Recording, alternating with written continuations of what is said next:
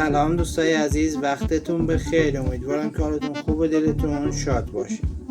به یکی دیگه از ویدیوهای آموزشی 0 تا 100 زبان انگلیسیمون خیلی خوش اومدیم. در این درس میخوایم 9 لغت مهم و بسیار کاربردی با موضوع رستوران رو بهتون یاد بدیم. خیلی خوشحال میشم که تا آخر این ویدیوی آموزشی همراه ما باشید. لایک، کامنت و اشتراک گذاری ویدیو فراموش نشه.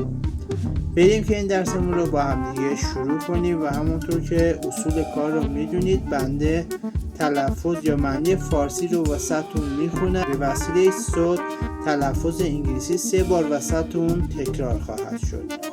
خیلی خوشحال میشم که با لایک ها، کامنت ها و اشتراک گذاری هاتون ازمون حمایت کنید. بریم که این درسمون رو شروع کنیم.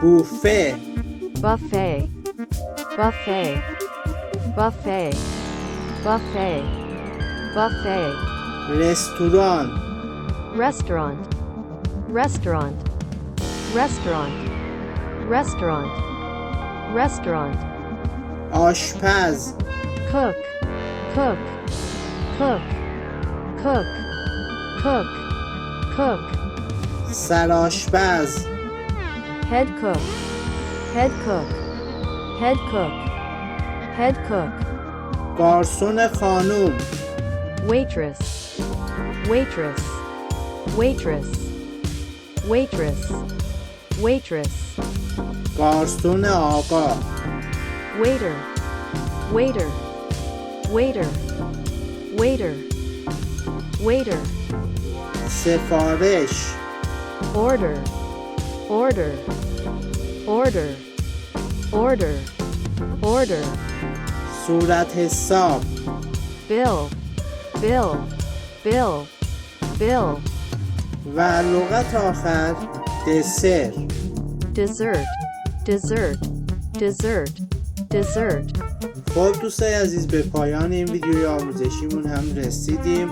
در این درس 9 لغت از لغات مهم و کاربردی با موضوع رستوران را بررسی و مورد تجزیه و تحلیل قرار دادیم. امیدوارم که از این ویدیو هم خوشتون اومده باشه و نهایت استفاده را از این ویدیو ببرید. چند وقتی نیستیم اومدم یه ویدیو خوب و کاربردی واسهتون ضبط و تقدیم شما عزیزان کنم که امیدوارم نهایت استفاده را از این ویدیو ببرید و خیلی خوشحال میشم پیج اینستاگراممون رو فالو کنید و کانال یوتیوبمون رو سابسکرایب کنید و به دوستان، آشنایان و کسانی که به زبان انگلیسی علاقه‌مند هستن حتما پیج و کانال یوتیوبمون رو معرفی کنید.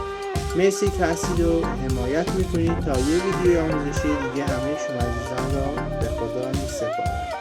خدا یار و نگهدارتون.